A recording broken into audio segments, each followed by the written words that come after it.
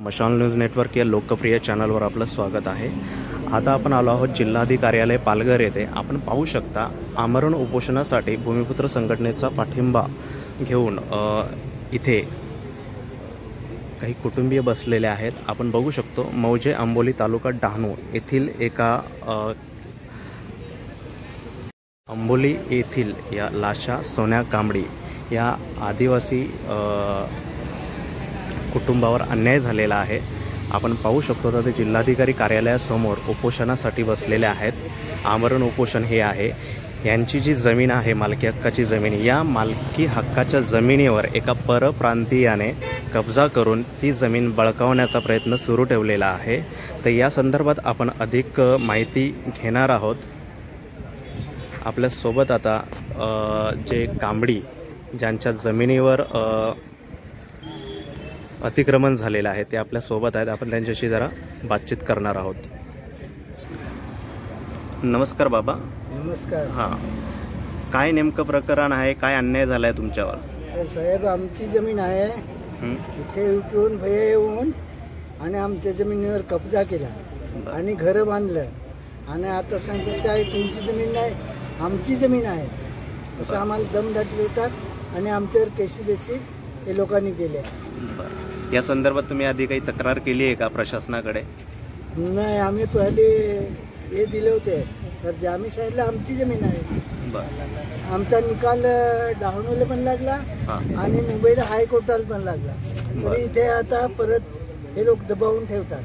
बरं, काही त्याची चौकशी करत नाही आमच्या जमिनीची। बरं, किती दिवसापासून हा कब्जा करण्यात आलेला आहे? हो साहेब, झालं ते कब्जा केलेलं झालं 15-30 वर्ष, 40 वर्ष। तुम्ही किती दिवसापासून ही केस लढताय आणि काय? आता ही केस आम्ही 5 वर्ष ते चालू आहे, अजूनही आपल्याला न्याय मिळालेला नाही मिळालं।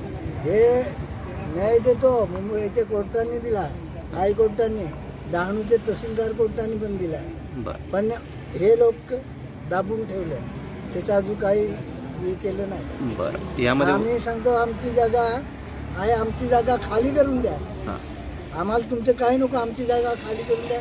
नाही तुम्ही आम्हाला विचारलं नाही, तुम्ही आम्हाला भाडं दिलं, काय केलं नाही आणि नुसती जागा कोणी देईल का? आम्ही सांगायला 2-3 वखत त्याच्या पोरांनी मला मारलं सुद्धा। अच्छा, संकटा मिश्राचे काय नाव सांगितलं त्यांचं? संकटा मिश्रा। संकटा मिश्रा ते कुठे राहतात? पोरांनी सुधाकर मिश्रा।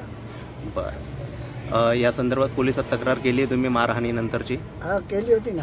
बरं, काय पोलिसांकडून काय आश्वासन मिळालं? पोलिसांनी काही नाही, त्यांनी सांगितलं पोलिसांनी आता तुम्ही पण काय करू नको, त्यांनी पण काय करू नको।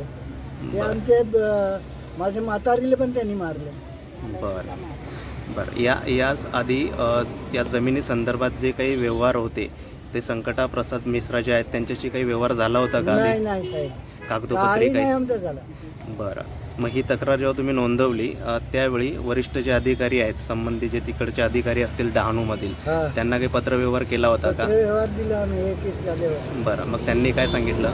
त्याने काही नाही सांगितलं, काही नाही, केस चालले आमची आणि केस चालल्यावर आम्हाला निकाल पण दिला, पण हे सांगतात काय हे खोटा निकाल आहे, हे घेऊन आणि मुंबईला पाठवला।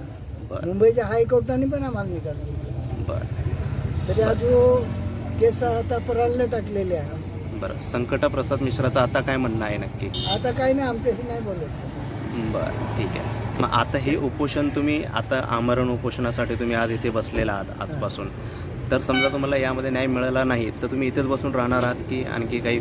आम्हाला साहेब असं आहे, जोपर्यंत इथून न्याय नाही दिला ना तोपर्यंत आम्ही इथे बसणार। बरं, ठीक। कलेक्टर साहेबांनी नाही न्याय दिला तर आम्ही इथे बसणार। कलेक्टर साहेबांना तुम्ही भेटलात का? नाही, त्याला पत्र दिलेलं आहे। धन्यवाद बाबा, तुम्ही मशालची संवाद साधला। आपण पाहिलं असेल की हे जे सोन्या कांबडी जे आहेत ह्यांच्यावर जो अन्याय झालेला आहे त्याबद्दल आपण मशालच्या माध्यमातून हे जनतेपर्यंत पोहोचवण्याचं काम करणार आहोत। अधिक याबद्दल माहिती काही मिळाल्यास आपण आपल्यापर्यंत पोहोचवण्याचा नक्कीच प्रयत्न करू। त्यासाठी पाहत राहा मशाल न्यूज नेटवर्क।